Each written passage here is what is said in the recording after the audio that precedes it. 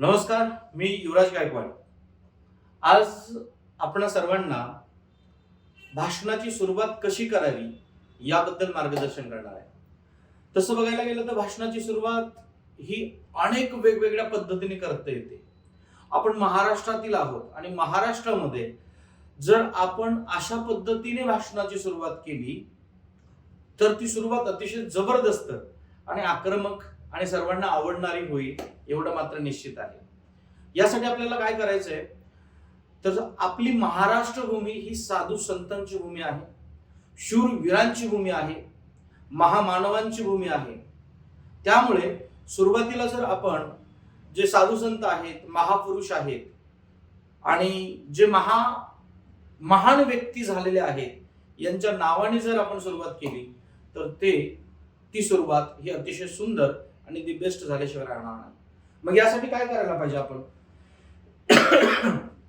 सुरुवातीला महाराष्ट्रातील जे नावाजलेले जे संत आहेत ना, त्यांची नावं आपण प्रथमतः लिहून घेऊया. बघा ना, आपल्याला माहिती आहे जे नावाजलेले पूर्वीपासूनचे जे आहेत त्या संतांची नावं आपण घेतली गेली पाहिजेत. म्हणजे कोणकोणते संत होऊन गेलेले आहेत आपल्या महाराष्ट्रामध्ये? तर संत तुकाराम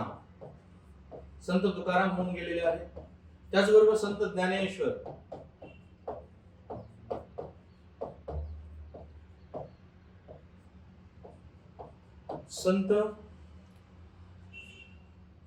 संत तुकडोजी महाराज,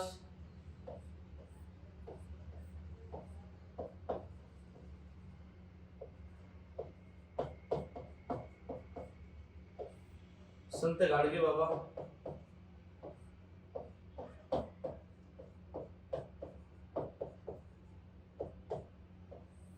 आणि अजून बरेचशा संतांची लिस्ट आपल्यापर्यंत येईल. मी फक्त उदाहरणासाठी ही 4 संतांची नावं घेतलेली आहेत. आता शूरवीर अशी जी व्यक्ती आहेत, अशी कोणकोणती व्यक्ती आहेत ते आपण बघूया. मग शूरवीरांमध्ये कोण येतं? तर प्रथमतः छत्रपती शिवाजी महाराज यांच्या कुटुंबापासून आपण सुरुवात करूया. जसं की छत्रपती शहाजी राजे,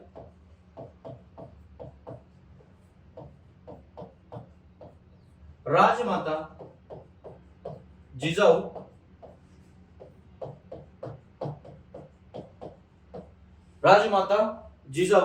त्याचबरोबर छत्रपती शिवाजी महाराज,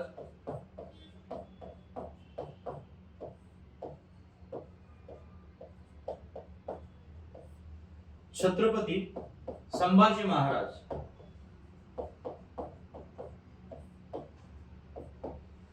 आता हे छत्रपती शिवाजी महाराजांचं कुटुंब या 4 व्यक्तींनी जी उल्लेखनीय कामगिरी किंवा आपल्या महाराष्ट्रामध्ये, भारतामध्ये जी कामगिरी केली आहे ही कधीही न विसरणारी कामगिरी आहे. त्यामुळे आपण या सर्व राजांची आणि राजमाताची आपण प्रथमतः नावं घेणार आहोत. आणि यानंतर अजून आता अलीकडच्या आधुनिक काळातील जे काही महामानव आहेत की जे व्यक्ती आहेत ज्यांनी समाजासाठी, देशासाठी काहीतरी केलेलं आहे, त्यामध्ये आपण घेऊयात सत्यशोधक महात्मा ज्योतिबा फुले,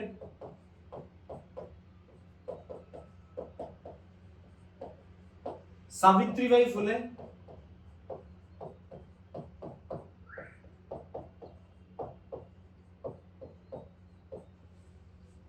त्याचबरोबर डॉक्टर बाबासाहेब आंबेडकर,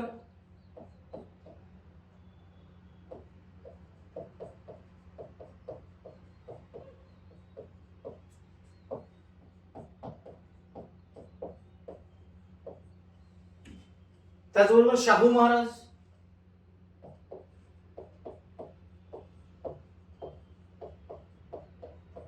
स्वातंत्र्यवीर सावरकर,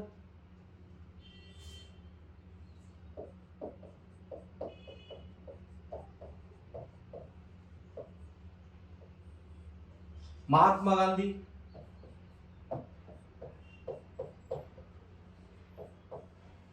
हे आता अलीकडील काळातील यशस्वी आणि ज्यांच्यामुळे समाजात फार मोठं योगदान दिलं गेलेलं आहे अशा या सगळ्या व्यक्ती आहेत. आता मी इथे थोड्याच व्यक्ती लिहिलेले आहेत आणि थोडेच संत लिहिलेले आहेत, 4च संत. इकडे 4च महाराजांच्या कुटुंबातील व्यक्तींची. त्याचबरोबर अहिल्यादेवी यांचं एक नाव राहिलं, अहिल्यादेवी होळकर. इथे दिलेल्या नावांपैकी सर्वांची नावं आली पाहिजेत प्रत्येक वेळेस असं काही नाही. फक्त ज्यांची जयंती आहे त्यांच्या जयंतीनिमित्त तुम्हाला बोलता आलं पाहिजे. इथे रमाईंचं नाव येईल, रमाई आंबेडकर यांचंही नाव येऊ शकेल, किंवा अशा अनेक महापुरुषांची महामानवांची नावं आपल्याला इथे घेता येतील. आपल्याला जेवढे आवश्यक आहेत आणि जेवढा आपल्याकडे वेळ आहे त्यानुसार आपण सर्वांची नावं घेऊन भाषणाला सुरुवात केली पाहिजे. म्हणजे ज्यावेळेस तुमच्याकडे माईक येईल हातामध्ये, ज्यावेळेस तुम्ही हातामध्ये माईक घ्याल आणि बोलायला लागाल त्यावेळेस तुम्ही सुरुवात कशी केली पाहिजे, तर अतिशय शांत पद्धतीने. आणि सर्व महापुरुषांची महामानवांची साधू संतांची नावं येतात का, सगळ्यांचीच आली पाहिजेत. एखादं नाव मिस झालं, कमी झालं, वर खाली झालं तरी चालू शकेल, कारण की तुम्ही सर्व महापुरुषांना महामानवांना वंदन करून पुढच्या कार्यक्रमाला सुरुवात करणार आहात. नमस्कार. ज्यांनी स्वतःच्या कुटुंबाकडे जास्त लक्ष न देता गावाकडे, देशाकडे, महाराष्ट्राकडे लक्ष दिलं, जे छत्रपती शिवाजी महाराज यांचे गुरु, ज्यांनी संपूर्ण जगाला अभंग गाथा दिली. अभंग म्हणजे जे कधीही भंग न होणारे अभंग. 2 ओळींच्या अभंगावरती 2-2 तास प्रवचन करतात आजचे कीर्तनकार. ज्यांनी अभंग गाथा दिली असे संत तुकोबाराय, संत तुकाराम महाराज. ज्यांनी संपूर्ण जगाला ज्ञानेश्वरी दिली असे संत ज्ञानेश्वर महाराज. ज्यांनी दिवसभर गावातील घाण साफ केली आणि रात्री गावकऱ्यांच्या डोक्यातील अंधश्रद्धेची घाण साफ करणारे राष्ट्रसंत संत गाडगे महाराज. ज्यांनी संपूर्ण जगाला ग्रामगीता दिली असे राष्ट्रसंत तुकडोजी. त्याचबरोबर ज्यांनी हिंदवी स्वराज्याचं देखणं स्वप्न बघितलं, ज्यांची मनोमन इच्छा होती की हिंदवी स्वराज्याची स्थापना झाली पाहिजे आणि त्यासाठी संपूर्ण आयुष्यपणाला लावणारे छत्रपती शहाजी महाराज. छत्रपती शहाजी महाराजांनी जे हिंदवी स्वराज्याचं स्वप्न बघितलं ते प्रत्यक्षात साकार करण्यासाठी ज्यांनी छत्रपती शिवाजी महाराजांना घडवलं, छत्रपती संभाजीराजांना घडवलं, राजमाता, राष्ट्रमाता मासाहेब जिजाऊ ज्यांनी हिंदवी स्वराज्याची स्थापना केली. हे राज्य व्हावे ही श्रींची इच्छा. प्रत्येक स्त्रीला माते समान वागणूक देणारे, प्रत्येक शूरांचा गौरव करणारे, प्रत्येक मावळ्यांच्या मनात माझा राजा हे स्थान निर्माण करणारे, सर्वांचा विचार करणारे, कोणत्याही जातीबद्दल वैर नसणारे, सर्वांना आपलेपणाची वागणूक देणारे छत्रपती शिवाजी महाराज. छत्रपती शिवाजी महाराजांनंतर स्वराज्य कायम ठेवणारे, अंतिम श्वासापर्यंत आपल्या रक्तातील शेवटच्या थेंबापर्यंत लढा देणारे शूरवीर छत्रपती संभाजीराजे.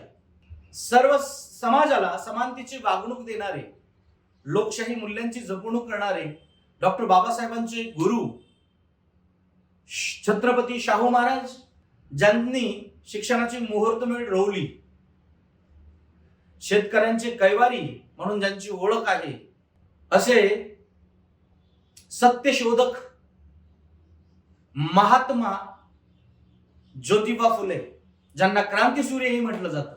त्याचबरोबर क्रांती ज्योती, ज्यांच्यामुळे आज प्रत्येक स्त्रीला शिक्षणाचा अधिकार मिळाला, त्यांच्यामुळे आज स्त्रिया ज्या उच्च पदापर्यंत पोहोचू शकल्या, अशा क्रांती ज्योती सावित्रीबाई फुले, ज्यांनी संपूर्ण भारताला संविधान दिलं, ज्यांनी समता न्याय बंधुता याची शिकवण दिली, जगातील हुशार व्यक्तिमत्व म्हणून त्यांची ओळख आहे. गरीब परिस्थितीवरती मात करून शिक्षण घेता येतं आणि एक अद्वितीय व्यक्तिमत्व म्हणून नावारूपाला येतं असं समाजाला दाखवून देणारे महामानव, भारतरत्न, विश्वरत्न डॉक्टर बाबासाहेब आंबेडकर या थोर महामानवांना मी वंदन करतो आणि माझ्या भाषणाला सुरुवात करतो.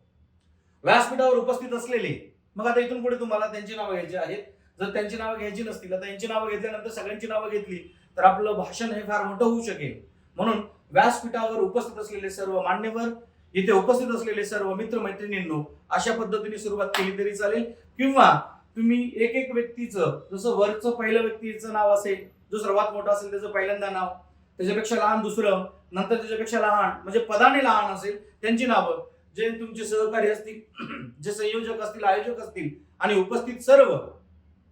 आज कोणता विषय असेल, आज छत्रपती शिवाजी महाराज जयंती याच्याबद्दल बोलायचं असेल तर तुम्ही बोलू शकाल. आज डॉक्टर बाबासाहेब आंबेडकर जयंती असेल त्याच्याबद्दल बोलायचं असलं तर बोलू शकाल. किंवा तुम्हाला कुठल्याही विषयावरती बोलता येऊ शकेल. एवढं मात्र निश्चित आहे की इथे लिहिलेली नावं जी आहेत ना, ज्यांची जयंती आहे त्यांच्याबद्दल अधिक विशेषण घेऊन, किंवा ज्यांचा कार्यक्रम आहे किंवा ज्या समाजाचे तुम्ही असणार आहात त्यांच्याबद्दल अधिक विशेषण घेऊन, म्हणजे थोर पुरुषाबद्दल, थोर संतांबद्दल अनेक विशेषण घेऊन तुम्ही त्यांचं नाव मोठं सांगून भाषणाची सुरुवात करू शकता. इथे तुम्ही प्रत्येक ज्यांचं तुम्हाला वाटतं, इथे मी थोडकीच नावं दिलेली आहेत. असं जर बघायला गेलं तर साधू संत शूरवीरांची इथे म्हणजे जागा पूर्ण एवढी नावं असणार आहेत. म्हणजे आपण लिहायचंच म्हटलं तर फक्त मी हे उदाहरणासाठी तुम्हाला समजावून सांगितलेलं आहे. हे उदाहरण लक्षात राहील एवढं मात्र निश्चितच आहे. आता मला सांगायचंय तुम्हाला, हा व्हिडिओ बघा, व्हिडिओ कसा वाटला ते कमेंट बॉक्स मध्ये लिहा. जर तुम्हाला असेच नवीन वेगवेगळ्या प्रकारचं भाषणाचं नॉलेज हवं असेल तर तुम्ही या व्हिडिओला लाईक करा, चॅनलला सबस्क्राईब करा आणि ज्यांना खरोखर वक्ता व्हायचे त्यांच्यापर्यंत हा व्हिडिओ पोहोचवा. आमच्या विविध कार्यशाळा असतात वक्ताच्या, त्यासाठी तुम्ही आम्हाला संपर्क करा. म्हणजे आम्ही तुम्हाला कार्यशाळा कुठे होते, कार्यशाळेची रूपरेषा काय असते याबद्दल सविस्तर मार्गदर्शन करू. धन्यवाद.